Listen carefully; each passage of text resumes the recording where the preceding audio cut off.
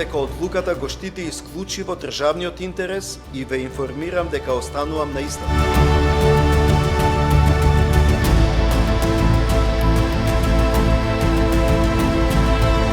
Значи мислиме секако да падне, да заврши овој зол режим, ненароден, на вистина многу зло ни донесе 10 години.